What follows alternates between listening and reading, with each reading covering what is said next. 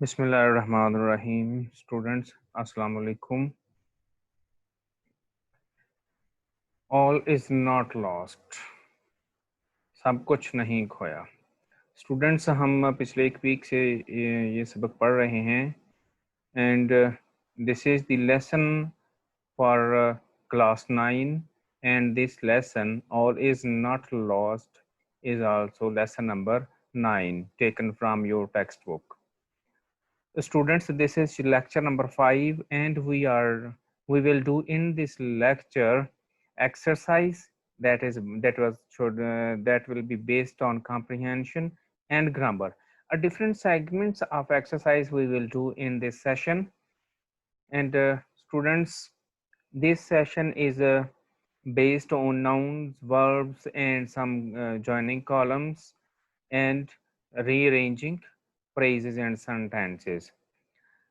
Students, this lesson was very important. That's why I took a lot of time on this lesson, and this is your last lecture about the lesson, and we will start next lesson in next week. And I am your teacher, Abrar Hussain, teaching you English. Students, first of all, we will see exercise A, arrangement of sentences in correct sequence. We have studied the lesson completely and different events falls in this lesson. We will arrange these events. I have just arranged events and I will present now in front of you the arranged sequence of sentences about the events.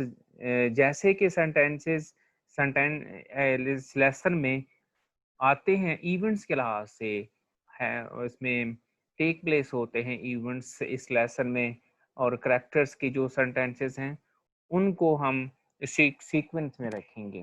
तो first of all, अगर हम इन sentences को देखें तो ये sentences हमारे सामने मुख्तलिफ इवेंट्स के, कुछ लेसन के एंड पे जो हैं वो फर्स्ट में दिए गए थे, कुछ मिड में जो हैं जो वो स्टार्ट में दिए गए थे, मिड वाले फर्स्ट वाले जो हैं वो लेसन के एंड पे इस एक्सरसाइज के एंड में दिए गए थे। मैंने उन सब को सीक्वेंस में कर दिया है। आप अपनी बुक पे जो रॉन्ग सीक्वेंस है वो उसको देखें, और ये अरेंज्ड सेंटेंसेस जो हैं इनको आप अपनी नोटबुक पे नोट करें। So first is, as events happens in the lesson, first of all, the nurse said, as a young professional, I wish to save the world.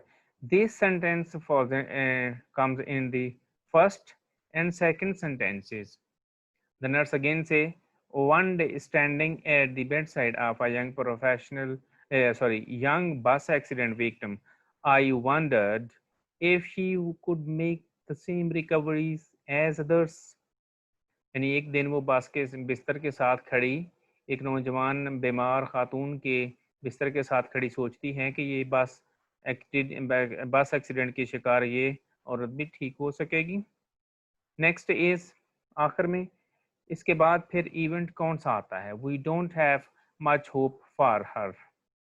ये सेंटेंस है जो डॉक्टर्स कहते हैं नर्स को कि हमें इस मरीज के बचने की उम्मीद नहीं, ये इस इवेंट के बाद आता है। इसके बाद कौन सा सेंटेंस है, इसके बाद नर्स कहती है the advice to leave the patient unattended did not seem me right. उसको पेशेंट को छोड़ने की बात अच्छी नहीं लगती। नेक्स्ट इसके बाद क्या कहती है nurse, I couldn't leave my patient fighting last battle on her own. मैं इसको अपनी बीमारी के खिलाफ अकेले ही लड़ने की इजाज़त नहीं दे सकती। नेक्स्ट है, one day I was thrilled to see her lift little finger. जब पेशेंट इम्प्रूव करता है तो उसे अपनी फिंगर को मूवमेंट दी, तो ये देख कर वो नर्स जोश में आ गई। तो ये सेंटेंस उसने जिस तरह से कहा था सीक्वेंस के साथ मैंने वहाँ पे रखा है। और ये लास्ट पे नर्स कहती है कि I was proud to be a nurse, मुझे नर्स होने पे बहुत फ़ख्र है। स्टूडेंट्स, इन सेंटेंसेस को आपके लिए मैंने अरेंज किया है कि आप खुद से देख सके, आपने खुद भी एफर्ट की इस पे। कुछ हो सकता है कि आपने जो एफर्ट की वो आगे पीछे हूँ, आपने मुझे सेंड भी किए थे, लेकिन आपके सामने मैंने एक सॉल्व्ड एक्सरसाइज पेश कर दी है। आप इसके मुताबिक अपनी करेक्शन कर लें। स्टूडेंट्स, नेक्स्ट एक्सरसाइजेस आपने जो है एक्सरसाइज बी, इसमें आपने कॉलम ए को कॉलम बी के साथ मिलाना है, जिसमें डिफरेंट वर्ड्स दिए गए हैं। आपने इन वर्ड्स को मिलाना है। ये मैंने राइट ऑर्डर में लिखे हैं। आप बुक पे देखें तो इसमें सबसे पहले आएगा ये, इसी कॉलम ए इसी तरतीब से होगा, लेकिन कॉलम बी में ये फर्स्ट आता है prove my self, right, and second पे डिसाइडेड, थर्ड पे बाय द साइड ऑफ, और फोर्थ पे कन्वेइंग अपोजिट सेंस। लेकिन अब ये मैंने आपके सामने राइट ऑर्डर में लिखे हैं। फर्स्ट है बिसाइड, यानी एक तरफ, यानी इसका मीनिंग है by the side of. Ironic, conveying opposite sense, यानी तंजिया, किसी के दूसरे अपोजिट मुखालिफ से एक सेंस जो है वो किसी को कन्वे करना, किसी को देना। थर्ड है made up, made up mean decided. Justify my stance, यानी अपनी बात को प्रूव करना, ठीक प्रूव करना। ये कॉलम ए और कॉलम बी की एक्सरसाइज थी जो मैंने आपके लिए प्रिपेयर की, और आप इनको देख के अपने सेंटेंसेस भी करेक्ट कर लें। स्टूडेंट्स, इसके बाद एक्सरसाइज है make a list of cognates used in the text. Students, you need to understand that what cognates are. What are cognates? Cognates क्या हैं? Words derived from a same root word or called cognates, यानी वो word जो एक ही word से आगे बहुत सारे वर्ड निकले हैं। मसलन हम होप है, हमारे पास वर्ड एक, होप से होपफुल, होपलेस, होपलेसनेस, इस तरह से 3 वर्ड हमने बना दी। इसी तरह हम अगर देखें हेल्प, हेल्पलेस, हेल्पलेसनेस, इसी तरह ऑप्टिमिस्टिक, ऑप्टिमिज्म, ऑप्टिमिस्ट, ये इस तरह से 3 वर्ड इसमें बन गए। तो ये वर्ड जो हैं ये कॉग्नेट्स हैं। इस लेसन में हमने देखना है कि कॉग्नेट्स कितने यूज हुए हैं। तो ये फर्स्ट की आपके सामने है, एक वर्ड है psychology. Psychology is root word, psyche, psychologist, psychological, psychologically, and psychiatrist. ये कितने 1 2 3 4 5 वर्ड हमने एक वर्ड से नेक्स्ट बना लिए। तो दीज वर्ड्स आर कॉल्ड कॉग्नेट्स। इस तरह की स्कीम से, एक रूट वर्ड से हम मुख्तलिफ वर्ड को ड्राइव कर लेना, ये कॉग्नेट्स कहलाता है। और इस तरह के वर्ड्स ये आगे इसमें इस्तेमाल हुए हैं लेसन में, जो हम देखेंगे। नेक्स्ट आगे है कॉग्नेट्स लेसन में कौन से हैं।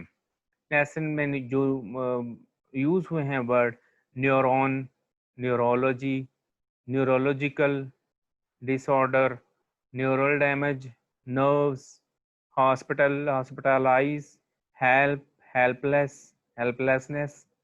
ये कितने वर्ड्स हैं जो इसमें यूज हुए हैं। अब इसमें से कॉग्नेट्स आप खुद से भी वर्ड्स में सर्च कर सकते हैं।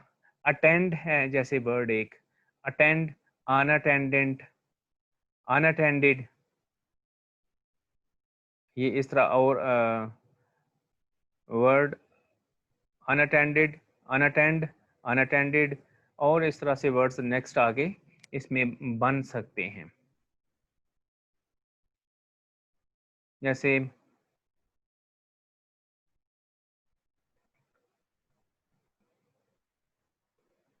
okay students, you can see the book to find more words about cognates. Next exercise is about using verbs and nouns.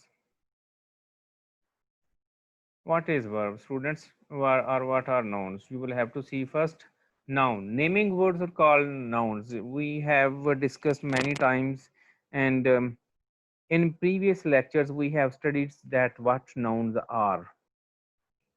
And you know well that naming words are called noun, यानी naming words को जो नाम है किसी भी किस्म के उनको हम noun कहते हैं। और name of anything, किसी चीज़ का नाम, place, जगह का नाम, और person, और किसी शख्स का नाम is called noun, उसको हम noun कहते हैं। ये तो एक सिंपल सी डेफिनेशन है स्टूडेंट्स, जो आप प्राइमरी सेक्शन से, प्राइमरी क्लासेस से सुनते आ रहे हैं। लेकिन इन वर्ड्स को हम थोड़ा सा मॉडिफाई भी कर सकते हैं, हम इनको डिफरेंट तरीके से भी हम यूज़ कर सकते हैं।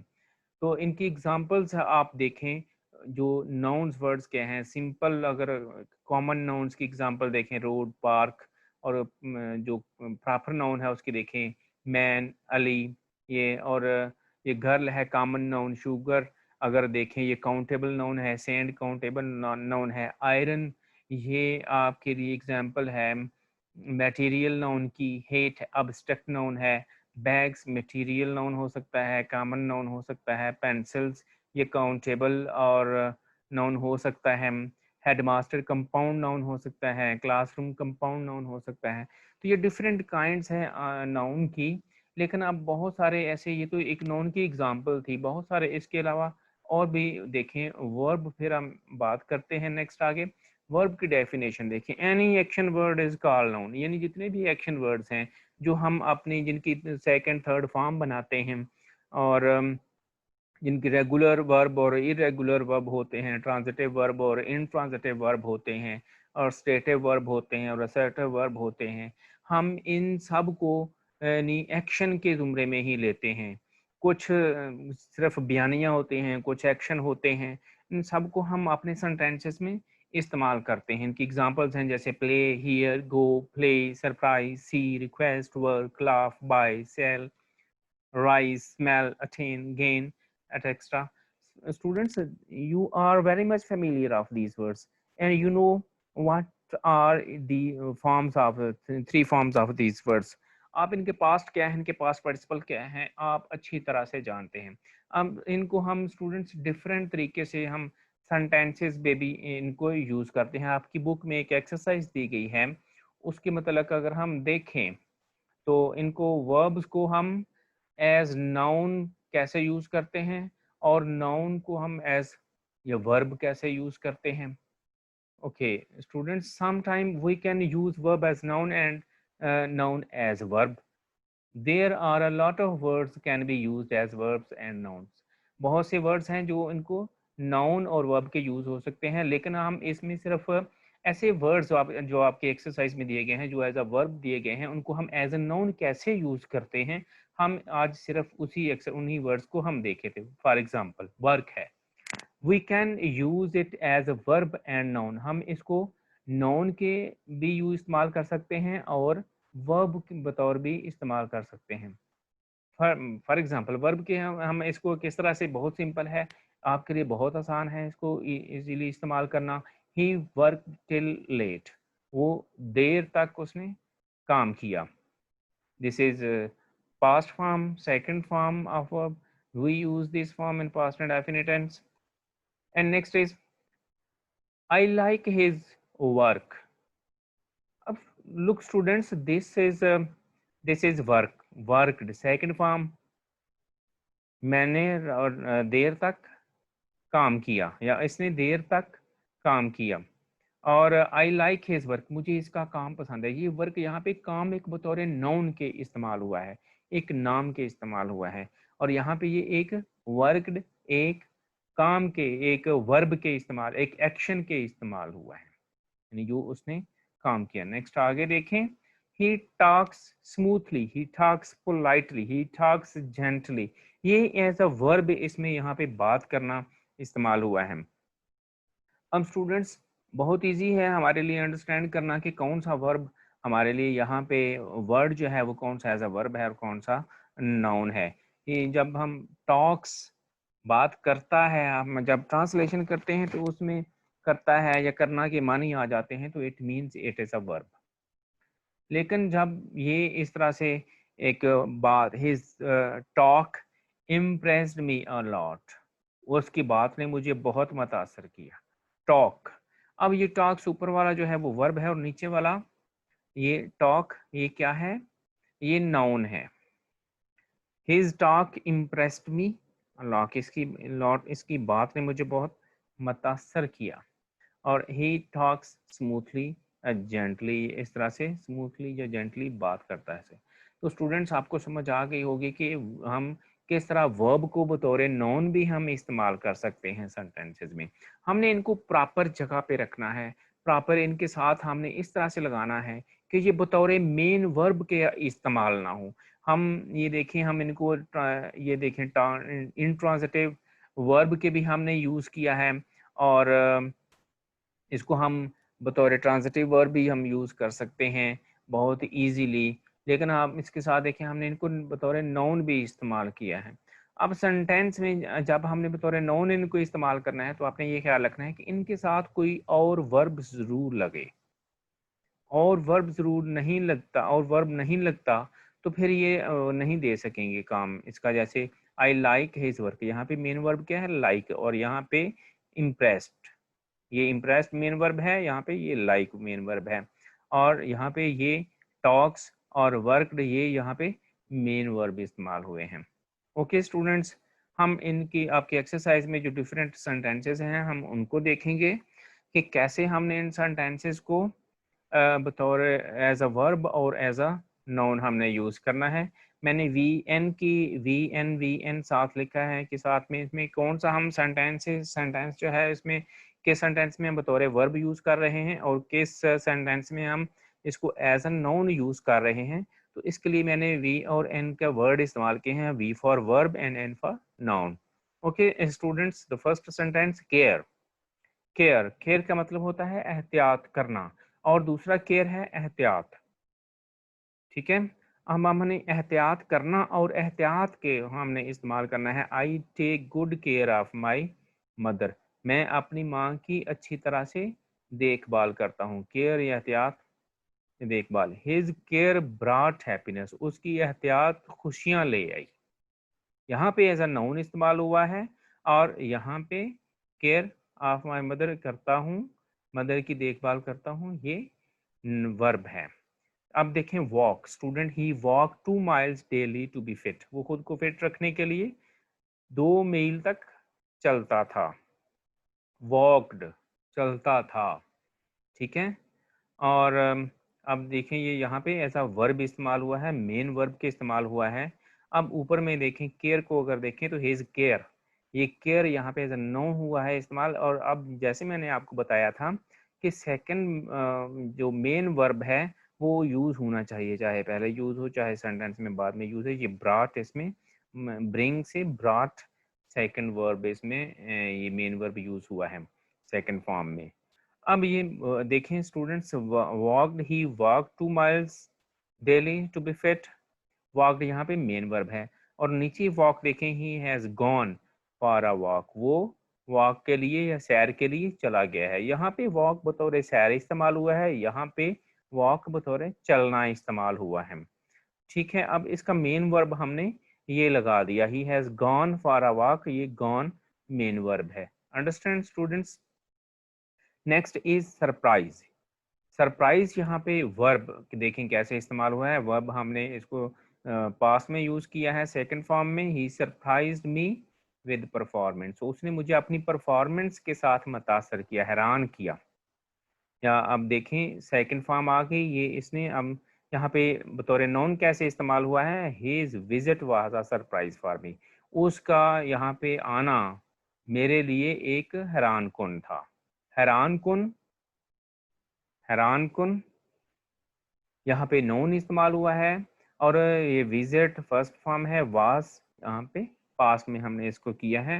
His visit was a surprise for me, यहाँ पे इसको हमने एज अ नोन इस्तेमाल किया। ये सरप्राइज सेकंड फॉर्म ये वर्ब है।